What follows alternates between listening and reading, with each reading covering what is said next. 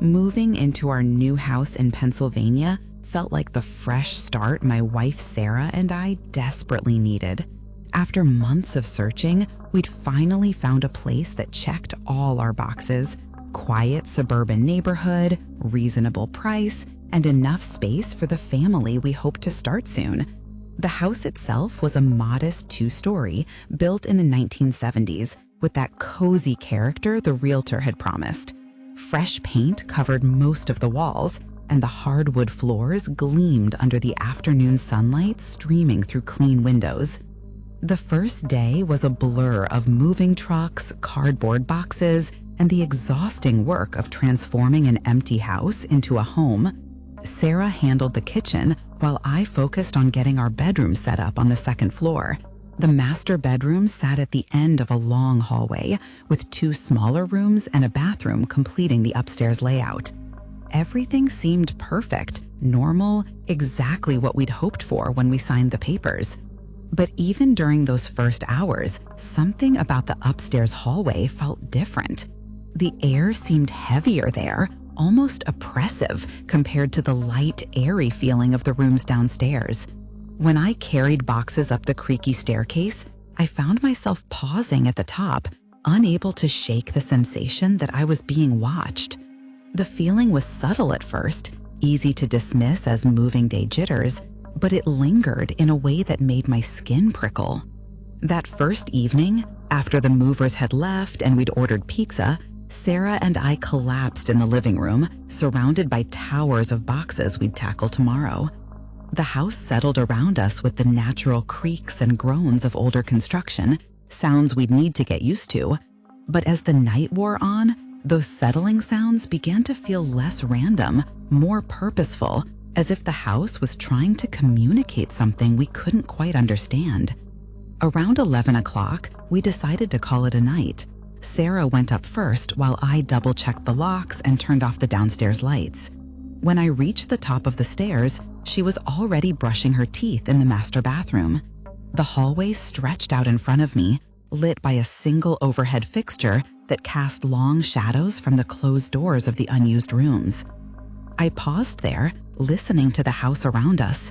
That's when I first heard it, a faint creaking from somewhere above our bedroom. At first, I assumed it was normal settling, the kind of sound every old house makes as temperature changes cause wood to expand and contract. But as I listened more carefully, the creaking seemed to follow a pattern, almost rhythmic, like footsteps pacing back and forth. "Did you hear that?" I called to Sarah through the bathroom door. "Hear what?" she replied, her voice muffled by toothpaste. I listened again, but the sound had stopped. "Nothing," I said, convincing myself it had been imagination combined with exhaustion from the long day. We went to bed that night with our mattress pushed against the far wall of the master bedroom, boxes still stacked everywhere, making the room feel cramped and unfamiliar. I lay awake longer than usual, partly because of the excitement of our first night in the new house, but mostly because I couldn't stop listening for that creaking sound. Every time I was about to drift off, I'd hear what sounded like footsteps directly overhead, slow and deliberate, as if someone was pacing in the space above our room. The problem was, there shouldn't have been a walkable space above our bedroom. During our house inspection, we'd been told the attic was just a small crawl space used for storage, not tall enough for an adult to stand in. The footsteps I was hearing suggested someone walking upright, taking measured steps across a floor that supposedly didn't exist. Around 2 in the morning, the pacing stopped and I finally managed to fall asleep. But even in my dreams, I could hear those phantom footsteps, steady and patient, waiting for something I couldn't name. The next morning, Sarah asked if I'd slept well. I told her about the footsteps, expecting her to laugh or offer some logical explanation. Instead, she looked uncomfortable, admitting she'd heard similar sounds, but had assumed they were coming from outside, maybe neighbors working late or early morning joggers. The fact that she'd heard them too made my unease feel more justified, but also more frightening. We spent that day unpacking and arranging furniture, trying to make the house feel ours. But every time I went upstairs, I found myself looking up at the ceiling, wondering what was really above us. The footsteps had been too clear, too purposeful to dismiss as settling wood or thermal expansion. That afternoon, I decided to investigate. I found the attic access in the hallway ceiling, a simple square panel that lifted away to reveal a narrow opening. I grabbed a flashlight and climbed up on a stepladder Sarah held steady, pushing the panel aside and shining my light into the darkness above. The attic was exactly as described during our inspection, a low, cramped space with exposed insulation and support beams, definitely not tall enough for someone to walk around in. But as I swept my flashlight beam across the area directly above our bedroom, something caught my attention.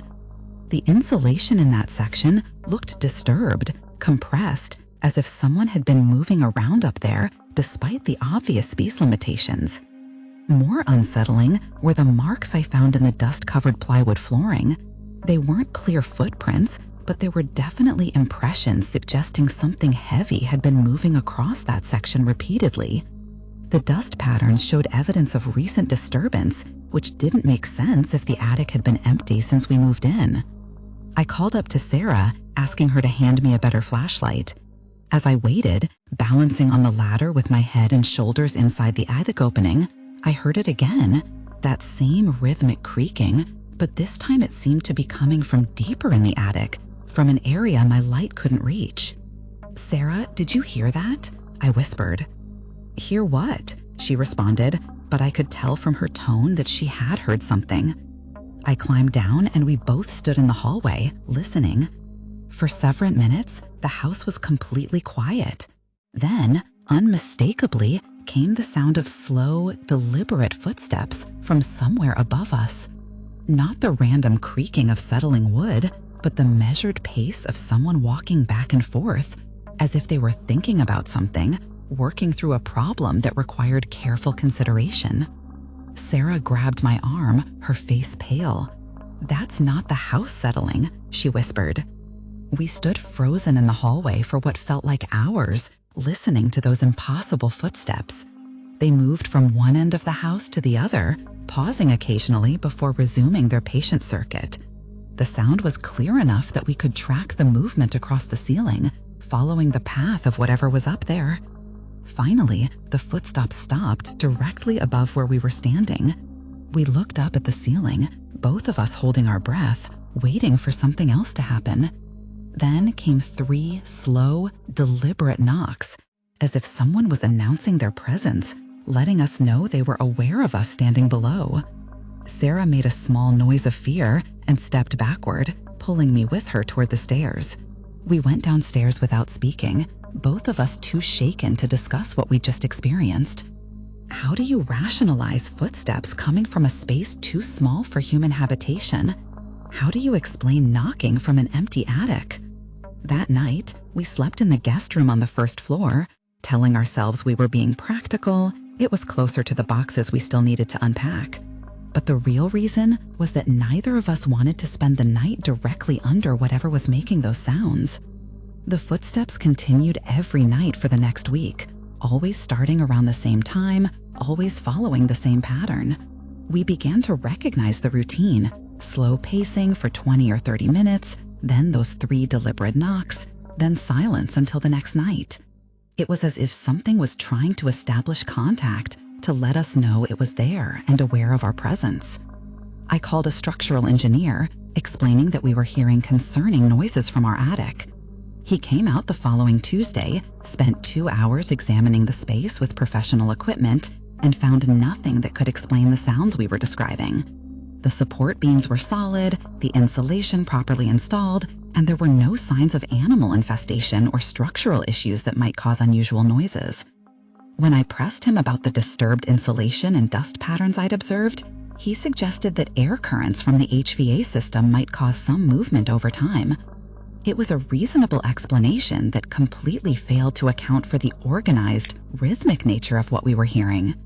Sarah started researching the house's history, spending hours at the local library and courthouse, looking for any records that might explain our mysterious occupant. What she found was more disturbing than helpful. The house had been built in 1974 for a young family, parents and 2 small children. Everything seemed normal for the first few years, but then the records became sparse and concerning. In 1978, the father had called police multiple times, reporting strange sounds in the attic and claiming someone was living in the space above his bedroom. Police reports from that period were brief and dismissive, suggesting the man was dealing with stress-related paranoia. The family moved out abruptly in early 1979, abandoning their mortgage and leaving the house to foreclosure. The next owners lasted only 18 months before moving out for undisclosed reasons. The pattern continued through the 1980s and 1990s. Families would move in with hopes and excitement, then leave suddenly, often without completing full lease terms or mortgage agreements. Most cited irreconcilable differences with the property.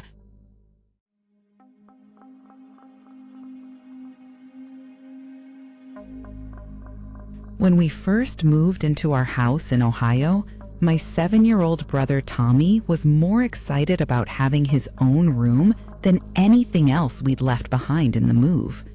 Our previous apartment had been cramped, forcing him to share space with me, but this new house offered him a bedroom all to himself where he could spread out his extensive collection of toy cars, action figures, and plastic army men however he wanted. The first morning after our move, I stepped out of my room and stopped in complete confusion. Tommy's toys, dozens of small cars, little soldiers, a plastic fire truck, and various action figures were lined up perfectly across the hallway floor from one wall to the other. Each toy was evenly spaced, creating a precise barrier that I had to step over carefully just to reach the bathroom. The formation was so perfectly organized, it looked like someone had used a ruler to measure the spacing between each piece.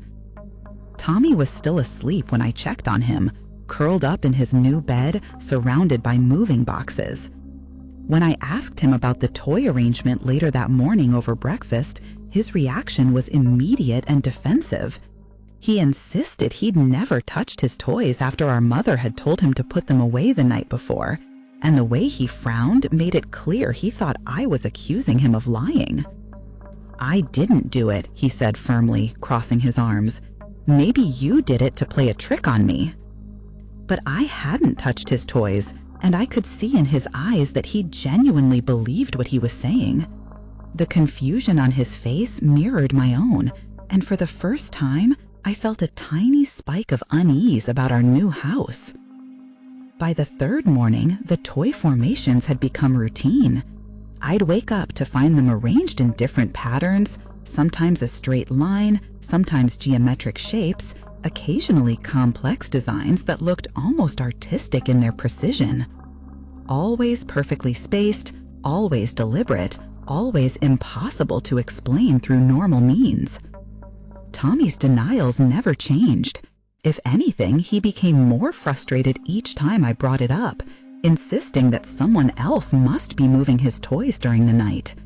He even accused me of setting them up as an elaborate prank, which I found ironic since I was equally baffled by the phenomenon. I decided to stay awake one night to catch whoever was responsible. I kept my bedroom door cracked open and listened carefully for any sounds of movement in the hallway. The house remained quiet, except for the usual settling noises and the hum of the refrigerator downstairs. Despite my determination to solve the mystery, I must have dozed off sometime after midnight, because when I opened my door the next morning, the toys were there again, this time arranged in 2 parallel lines running the length of the hallway. The precision of the arrangements bothered me more than I wanted to admit. Tommy was a typical 7-year-old, naturally messy and lacking the patience for detailed organization. Even if he had been sleepwalking and arranging his toys unconsciously, the mathematical precision of the spacing and alignment was beyond his normal capabilities, asleep or awake. I started paying closer attention to the specific patterns. Sometimes the toys faced the same direction, like tiny soldiers standing at attention. Other times they formed circles, stars, or abstract designs that looked almost ritualistic in their precision. Always perfectly spaced, always deliberate, always impossible to explain through normal means. Tommy's denials never changed. If anything, he became more frustrated each time I brought it up, insisting that someone else must be moving his toys during the night. He even accused me of setting them up as an elaborate prank, which I found ironic since I was equally baffled by the phenomenon. I decided to stay awake one night to catch whoever was responsible. I kept my bedroom door cracked open and listened carefully for any sounds of movement in the hallway. The house remained quiet, except for the usual settling noises and the hum of the refrigerator downstairs. Despite my determination to solve the mystery, I must have dozed off sometime after midnight, because when I opened my door the next morning, the toys were there again, this time arranged in 2 parallel lines running the length of the hallway. The precision of the arrangements bothered me more than I wanted to admit. Tommy was a typical 7-year-old, naturally messy and lacking the patience for detailed organization. Even if he had been sleepwalking and arranging his toys unconsciously, the mathematical precision of the spacing and alignment was beyond his normal capabilities, asleep or awake. I started paying closer attention to the specific patterns. Sometimes the toys faced the same direction, like tiny soldiers standing at attention. Other times they formed circles, stars, or abstract designs that looked almost ritualistic in their precision. Always perfectly spaced, always deliberate, always impossible to explain through normal means. When I mentioned the situation to our parents, expecting them to share my concern, they brushed it off as childhood creativity. Mom suggested Tommy was being artistic in his sleep, while Dad simply said kids do weird things and told me not to worry about it. Neither explanation accounted for the impossible quietness required to move dozens of small toys across hardwood floors without waking anyone in the house. Tommy wasn't a quiet child by nature. He was clumsy and energetic, constantly knocking things over and making noise. The idea that he could arrange elaborate toy formations in complete silence seemed as unlikely as the formations appearing on their own. On the 7th morning, something changed. Instead of blocking the hallway or creating abstract patterns, the toys formed a clear path leading directly from Tommy's bedroom door to mine. They stopped just short of my doorway threshold, lined up like they were waiting for permission to enter. The deliberate nature of the arrangement sent chills down my spine. I didn't mention this particular formation to Tommy. He was already getting defensive and upset every time the subject came up, and I didn't want to frighten him. But the directional nature of the toy path felt intentional in a way that made me genuinely uncomfortable for the first time. That night, I made another attempt to stay awake and observe the hallway. I positioned myself with a clear view through my cracked door, determined not to fall asleep this time. I drank coffee and pinched myself awake when I felt drowsy, maintaining vigilance throughout the long, quiet hours. Around 2:30 a.m., I heard it, the faint scraping sound of plastic sliding across hardwood. My pulse quickened as I strained to see through the narrow opening of my door. The hallway was dimly lit by a nightlight near the bathroom, creating long shadows that made it difficult to distinguish shapes and movement. But I could definitely hear the toys moving, not all at once, but one by one, each making a soft scratching sound as it dragged or slid across the floor. The movement was slow and deliberate, suggesting careful placement rather than random scattering. Whatever was moving the toys was taking time to position each one precisely. I wanted to open my door wider or turn on the hallway light, but something held me back. The movement sounded purposeful and methodical, and I had the disturbing feeling that interrupting the process might provoke some kind of unwelcome response. Instead, I remained frozen behind my partially open door, listening to the systematic rearrangement of my brother's toys. The scraping sounds continued for about 20 minutes before stopping completely. I waited another hour before finally succumbing to exhaustion. But when I woke the next morning, the toys were arranged in the most complex pattern yet. A perfect spiral leading from Tommy's door to the center of the hallway, with a small circle of action figures at the focal point. I decided to document what was happening. Using my phone, I took detailed photos of each morning's arrangement before disturbing them. The pictures revealed a level of mathematical precision that seemed impossible for a child to achieve, especially in darkness. The spacing between toys was consistent within millimeters. The alignments were perfectly straight or curved according to geometric principles, and the overall compositions suggested deliberate artistic intent. When I showed some of these photos to Tommy, hoping he might remember creating them, his reaction surprised me. Instead of defensive or confusion, he looked genuinely frightened. His eyes widened as he studied the images, and he whispered something that made my skin crawl. "I don't like this," he said quietly. "It feels like they're watching us." His words articulated something I'd been feeling but hadn't wanted to acknowledge. The toy arrangements did feel like surveillance, as if someone or something was using Tommy's playthings to monitor our movements and routines. The path-like formation seemed designed to track our comings and goings, while the more complex patterns suggested analysis and planning. That week, things escalated in a way that transformed my unease into genuine fear. I woke in the middle of the night to the sound of movement outside my door. Not the usual scraping of toys being dragged, but a different kind of shifting, like larger objects being repositioned. I lay still, listening to sounds that seemed to involve more than just small plastic toys. When morning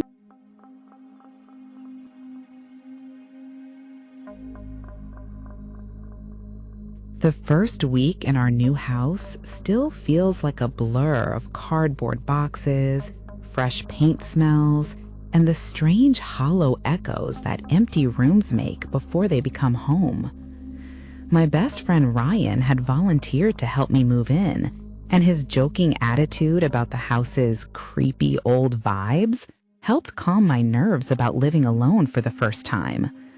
The place was a rental, nothing fancy, but it was mine, and that feeling of independence made even the drafty hallways and creaking floorboards seem charming rather than concerning. My bedroom was on the second floor, a decent-sized room with hardwood floors and a large window overlooking the backyard. I'd pushed my bed awkwardly against the far wall, leaving a wide open space underneath where I hadn't yet figured out what to store. The gap beneath the bed frame was substantial, easily large enough for boxes or storage bins, but for now, it remained empty except for dust and one pair of sneakers I'd kicked off carelessly the first night. Ryan and I had spent most of the day hauling furniture up the narrow staircase and trying to figure out where everything should go. By evening, we were both exhausted but pleased with our progress. The house was starting to feel less like an empty shell and more like a place where someone actually lived. We ordered pizza, cracked open a couple of beers, and sprawled across my bedroom floor, laughing about how the house already felt haunted with its strange acoustics and settling sounds. "Give it a week and you'll be used to all the weird noises," Ryan said, gesturing toward the ceiling as a particularly loud creak echoed overhead. "Old houses just have personality." I agreed, telling him it would probably take me several weeks to stop jumping at every unfamiliar sound. We joked about ghost roommates and phantom rent payments, the kind of casual supernatural humor that seems funny when you're with someone else, but loses its charm when you're alone in an unfamiliar place. Around midnight, we decided to call it a night.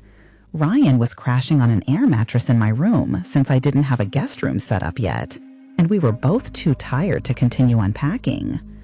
I turned off the overhead light, leaving just a small lamp on the dresser to provide enough illumination for navigating around the boxes and furniture scattered across the floor.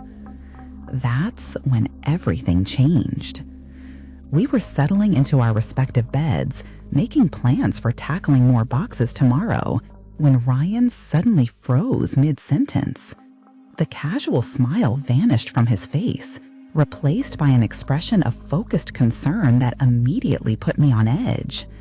He was staring at something near my bed, his eyes tracking movement I couldn't see.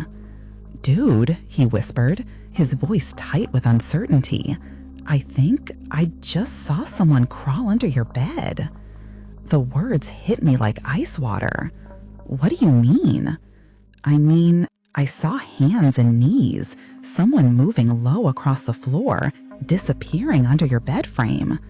His voice was shaking slightly, and Ryan wasn't someone who got rattled easily. My first instinct was to laugh, to assume he was continuing our earlier jokes about the house being haunted, but the expression on his face was completely serious, almost frightened, and I'd never seen Ryan look scared about anything. He was staring at the gap beneath my bed like he expected something to emerge from the shadows. "Are you sure?" I asked, though I could see from his face that he was absolutely certain about what he'd witnessed. "I know what I saw," he said firmly. "Someone crawled under there, right now." My chest tightened as I forced myself to look toward my bed. The space underneath was dark, creating a pool of shadows that seemed deeper than they should have been given the lamplight in the room. I grabbed my phone and turned on its flashlight, the beam cutting through the darkness beneath the bed frame. Nothing was there, just dust, my discarded sneakers, and one of the unpacked boxes I'd shoved toward the back wall. But even seeing the empty space didn't calm my nerves or change the certainty in Ryan's eyes. "Maybe it was a trick of the light," I suggested, though my own voice sounded unconvincing. "Shadows from the lamp or—" "I know what I saw," Ryan repeated, his eyes never leaving the area under my bed. Hands and knees, moving deliberately like someone trying not to be noticed. We spent the next few minutes examining every inch of the room, checking the closet, looking for any possible explanation for what Ryan might have seen. The bedroom had only one entrance, no hidden passages or alternative exits where someone could have gone. If a person had been in our room, they would still have to be there. But we found nothing, except the growing certainty that something was very wrong. "We should block the space," Ryan suggested, his practical nature asserting itself despite the bizarre circumstances. "If someone's hiding under there, we'll make it impossible." Together, we stacked boxes and shoes against the gap under my bed, creating a barrier that would prevent anyone from accessing the space. It felt like a reasonable precaution, though part of me realized how absurd the situation had become. Two grown men barricading a bed because one of us thought he'd seen an intruder crawl underneath. But the blockade made us both feel somewhat better, and eventually we managed to settle back into our beds. We whispered instead of talking normally, neither of us willing to admit how thoroughly the incident had rattled us.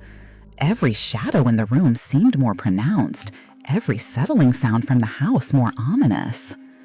I lay awake for hours, staring at our makeshift barrier and listening to Ryan's restless breathing across the room. Sleep felt impossible with questions circling through my mind. What had Ryan actually seen?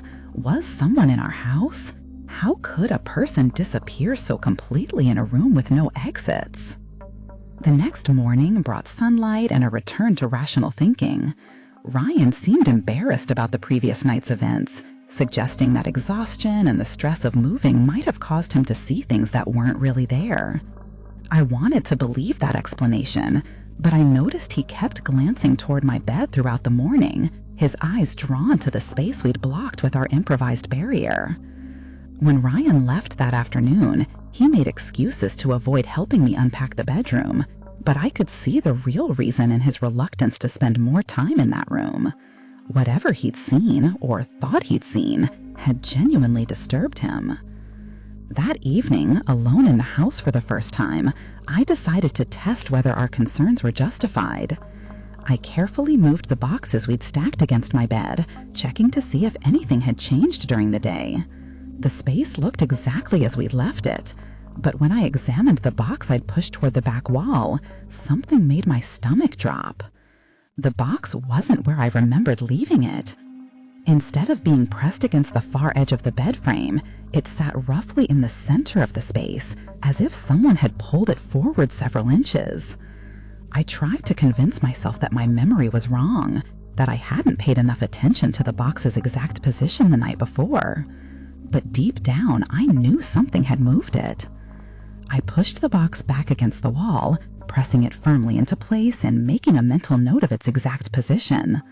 Then I restacked our barrier of shoes and boxes, making the blockade even more substantial than before. If someone was accessing the space under my bed, they wouldn't be able to do it again without leaving obvious evidence. That night, I barely slept. Every sound in the house seemed magnified, every creak of settling wood potentially significant. Around 3 a.m., I heard what sounded like scraping from somewhere near my bed, but when I turned on the lamp, everything appeared normal. The barrier was intact, the room was empty, but my nerves were completely frayed. The next morning, my worst fears were confirmed. The box under my bed had moved again, this time pushed completely out from under the bed, sitting in the middle of my bedroom floor like an accusation. My hands shook as I accessed the video file, dreading what I might find, but needing to know what was happening in my own home. The video started normally, showing the empty space under my bed and the dim light from my phone screen. For the first few hours, nothing happened, except the gradual shift of shadows as the phone's battery slowly drained. But around 3:30 a.m., something changed. The box began to move on its own, sliding forward slowly and steadily until it stopped halfway out from under the bed. The movement was smooth and deliberate, not the chaotic motion you'd expect from a falling or shifting object. Something was pulling or pushing the box with purpose and control. But that wasn't the most disturbing part of the recording. A few seconds after the box stopped moving, something else appeared in the frame. A shape, low and elongated, crawled across the floor and disappeared under my bed. The shape was clearly human in proportions, but moved in a way that seemed wrong, too fluid and coordinated for someone crawling naturally across a floor.